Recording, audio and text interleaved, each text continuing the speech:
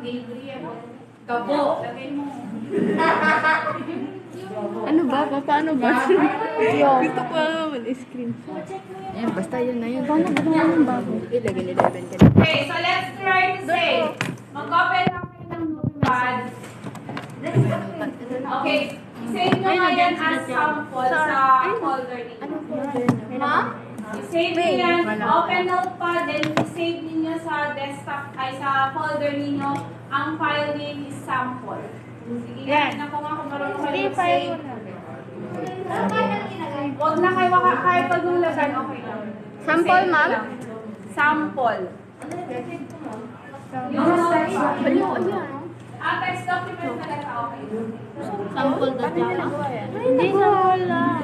Okay na? Na-save na ninyo? Dapat sample ang file name. Sample. All files. Hindi. Ma'am, sample lang naman ang alaga. So, sample lang ang file name. Ay, hindi ka. Tapos, mag-like ka lang sa yung sinulat mo nun? Okay na? Okay, yes. I-save. Sample ang file. Next. Okay, open.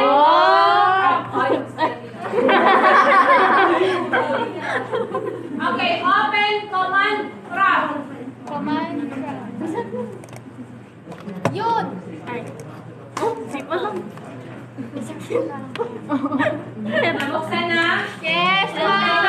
Nasa folder kayo sa command prompt. Ay, Diyos. Nasa C drive, Sa sample. users, DepEd. Yung iba, C drive, pasaan mo yung last nila. Okay lang yun, same lang yun. Okay, so i-access natin ngayon yung folder ninyo. Hindi lang. Okay, paano i-access? Nasaan ba yung folder na nakalagay?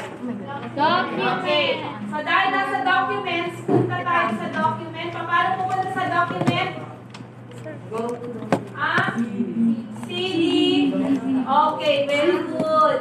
CD documents. Dito na ba? Dito na ba? Okay, ang document. Hindi mo na lang pinita to. Document. Kahit maliit. Okay na yun. Ano sabi niyo? Oo, nasa documents na kayo. So, dapat nasa C drive, users, DepEd, documents. Okay, so dahil nasa documents na tayo, i-access na natin yung folder nyo. So, anong gagawin ulit? CD, space, yung pangalan ng folder. Ay, sample. Ay, Jency. Jency.java. Oo, .java. Ay, wala nang .java. Ma'am, naglagay pa kami. Ba't nilagyan nyo? Eh, ganun naman pangalan na rin namin yun. Iba yung trick nyo, ha? Okay, and enter. So, nasa na kayo? Use C drive, users, DepEd, documents, File name. okay. So, tingnan nyo kung may laman. Paano tingnan kung may laman? Yung ano ilalagay ka? Wow! Good. D-I-R. Big letters, ma'am? Small lang. Tapos yung file name, ma'am. D-I-R lang, anak. Ma'am, naulip, ma'am? Meron CD alak. Enter mo na. CD lang. Yung may S. Ma'am, dito sa... Ayun. Ma'am, first time namin walang S. Okay. Pag nag-directory kayo ng D-I-R, nandun na ba yung sample text nyo? Yes, Okay, ma'am. very good. Now, let's proceed with your performance task. Sana, pero hindi na. Bibigyan ko lang kayo ng iba. So, example na lang natin. Ano? Naghati ba kayo? Okay. Open notepad. Mag-dictate ko na lang yung gagawin natin.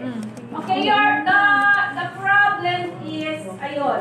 Sabi niya, the program will ask the user the name, age, and section.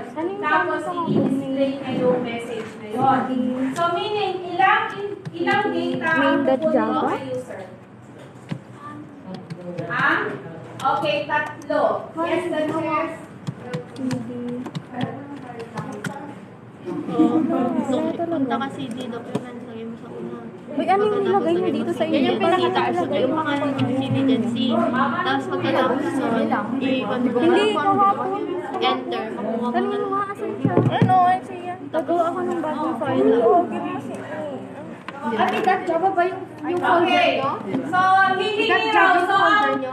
Meron, pero no, kahit sa ang algorithm ng inyong program, it should be enter the Delete mo na. name, tapos mag-e-enter si user, enter your age, mag-e-enter ulit si user, and then enter your section.